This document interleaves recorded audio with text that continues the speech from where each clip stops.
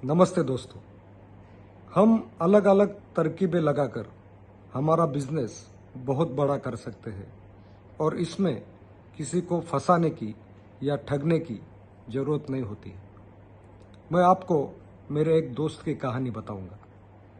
मेरा दोस्त building material का बिजनेस करता है और हमारा कंस्ट्रक्शन का बिजनेस है और इसलिए हम उससे हमेशा सीमेंट लेते थे। वो ये सीमेंट हमेशा हमें कंपनी रेट से 2 या 3 रुपए कम भाव में बेचता था पर बैग, और माल हमारे यहाँ जब वो सीमेंट का आ जाता था उसके बाद तुरंत वो हमारे ऑफिस में आके वो अमाउंट लेके जाता था। ऐसे काफ़ी दिन वो कर रहा था।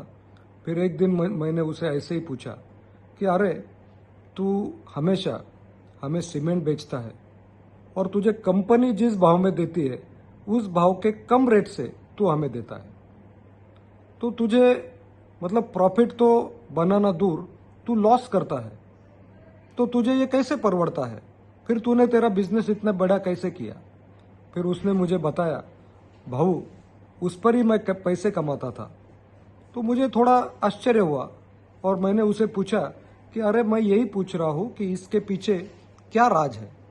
तो उसने मुझे कहा कि ये सीमेंट कंपनी ये मुझे 15 दिन की साइट देती है और आपसे मैं पैसा तुरंत लेता हूँ और वो पैसा मुझे 15 दिन के बाद कंपनी को देना पड़ता है और इसलिए वो 15 दिन में मैं आपके ये पैसे यूज करता हूँ। मैंने पूछा कैसे? तो उसने कहा कि वो पैसे लेके मैं मुंबई जाता हूँ, वहाँ पे पत्रे यानी जो मेटल शीट होते हैं वो मैं कैश देता हूँ, रोक देता हूँ, इसलिए वो हमें कम रेट में देते हैं और वो पत्रे मैं संगमनेर में आके ज़्यादा भाव में बेचता हूँ और उससे मुझे सीमेंट से ही कई गुना ज़्यादा प्रॉफिट होता है और इसलिए मैंने इस तरह की अलग अलग तरकीबें यूज़ कर मेरा यह बिज़नेस बहुत बड़ा किया।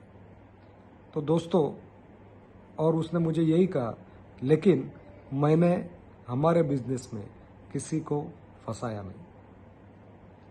और मैंने फिर मुस्कुराते हुए उसे कहा कि तू किसी को फंसाता नहीं है, इसलिए तो हम आपसे माल लेते हैं। कहने का मतलब ये ही कि बिजनेस अगर अलग अलग तरकीबों से किया जाए तो हमें उसमें ज़्यादा मुनाफा होता है और इसलिए इसके लिए हमें किसी को फंसाने की या ठगने की ज़रूरत नहीं होती है। Thank you very much. Have a nice day.